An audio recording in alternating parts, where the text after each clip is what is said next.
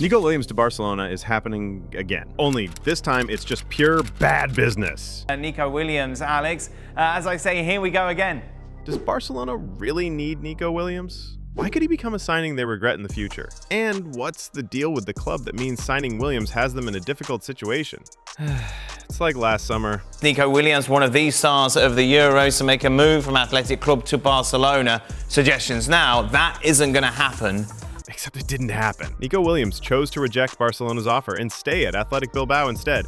But getting into it then, now the deal is about to happen. Does Barcelona need Nico Williams? Well, from a football perspective, yes. Nico Williams on paper would be an ideal signing for Barcelona. He can play on either flank. He fixes the problem of having squad depth, numbers in that position. His playing down the left means Barcelona has an actual winger in the position. We will get to know how this affects Raphinha soon, but on paper, Nico Williams would fit this Barcelona team.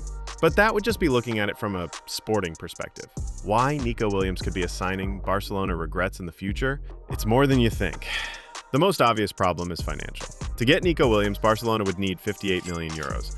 Accept it, but it's much more complicated than you think. See, that 58 million euros is Nico Williams' release clause. Athletic Bilbao demands that Barcelona pay this fee in full. Yes, Barcelona has released statements saying they are in a much better place financially, but at the same time, trying to understand the financial condition in Barcelona is like trying to understand how Ashton Hall air dived for 4 minutes.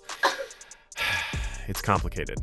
According to Joan Laporta, the club will close this season with around 950 million euros in revenue. He also claims they'll have a budget of 1 billion euro next season, and Barcelona would be able to return to the 1-to-1 financial ratio. At the same time, they're yet to really resolve the club's past financial problems, which also includes 1.3 billion euros in debt from 2021 to date. Signing Nico Williams would be more than just 58 million euros. That's just the release clause. Then you've got to factor in other clauses like match bonuses, a signing on fee, agent fees, all of that put together. And it adds up to a much bigger deal that you fear, should Barcelona complete, would have them in the same loophole they're claiming to have escaped now.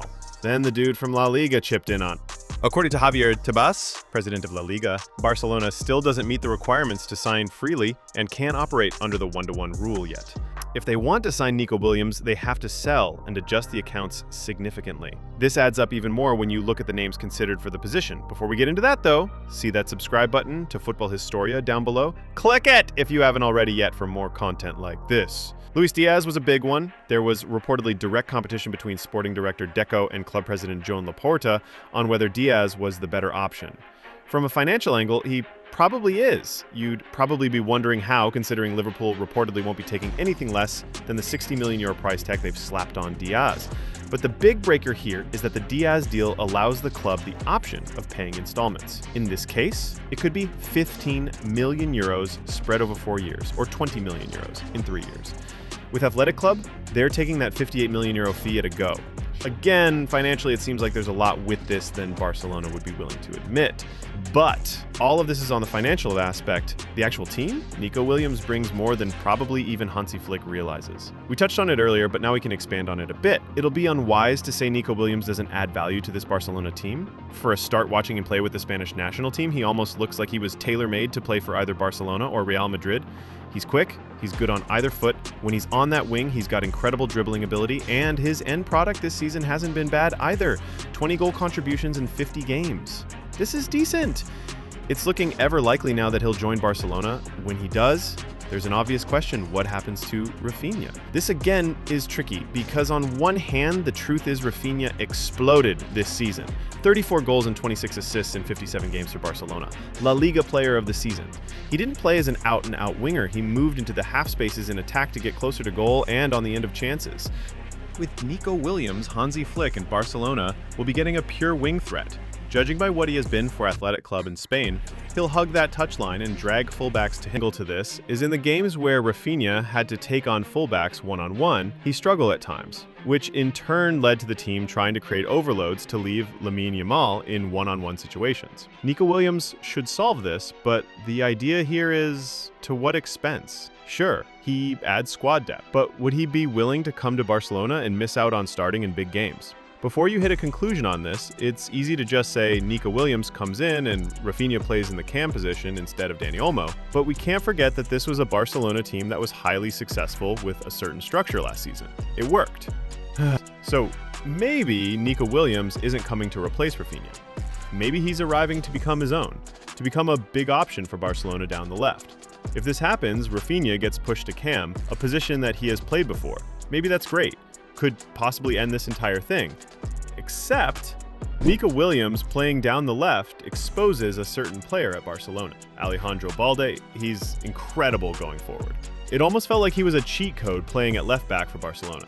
But once again, this wasn't exactly straightforward in attacking positions.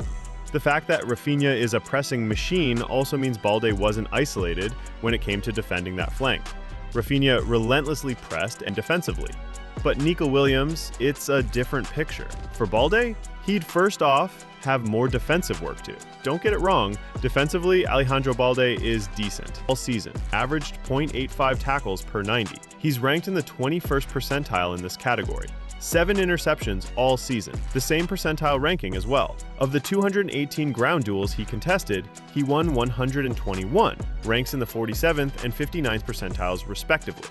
The idea here is Alejandro Balde is insane going forward. He's decent defending, but because of it, Balde stated in the past how he needs to be better defensively. He'll have to do a lot of it now. Context, take Lamine Yamal and Jules Koundé on the right flank for Barcelona. Lamine Yamal is the closest player in the Barcelona team with similar traits to Nico Williams. We're bringing this here to show what the fullbacks, which in this case would be Alejandro Balde, can expect. Koundé had more defensive work to do than Balde. For example, he had 65 tackles to Balde's 21. He had 19 interceptions to Balde's 7. Watching Yamal play, he was exciting, willing to take risks with tricks and skills to beat the man. He also lost the ball a lot, leading to situations where Koundé had to defend more than he would have liked. That's what Alejandro Balde could be up against with Nico Williams on that flank. Now when this happens, is Balde defensively solid enough to cancel threats at the back? This becomes a bigger question than it is. Again, this Barcelona team was insane last season.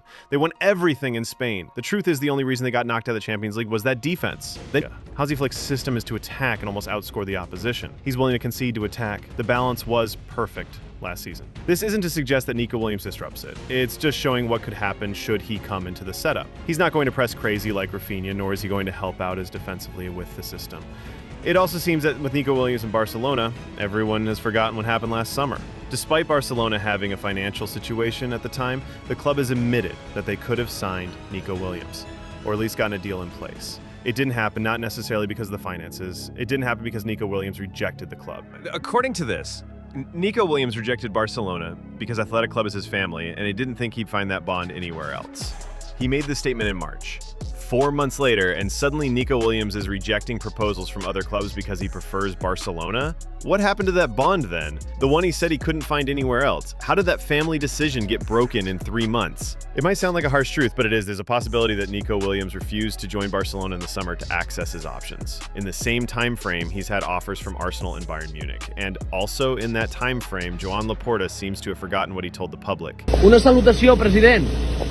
El Barça. Fitxarem... El Barça us doni moltes alegries. Exacte, fitxarem a Nico Williams o no? He told this fan here that the club would try to bring Nico Williams to Barcelona. It didn't happen. When he got asked about it again, he admitted the club did try to get Williams, but they've since moved on to other targets, and that ship, the Nico Williams one that is, has sailed. Seems it didn't sail that far out then. There's also the political angle to this that could make this deal become even more complicated for Barcelona. When it comes to the relationships between both clubs, Barcelona and Athletic Club that is, it isn't exactly ideal. Athletic Bilbao was one of the teams that raised concerns about Barcelona and the financial fair play. They've also raised concerns about the Negreira case and condemned the registration saga of Pau Victor and Dani Olmo to Barcelona in January. It's this same club, Barcelona, would have to figure out a means of getting 58 million euros in full. I mean, with this, they don't seem like the guys who'd be willing to take installments or listen to a deal.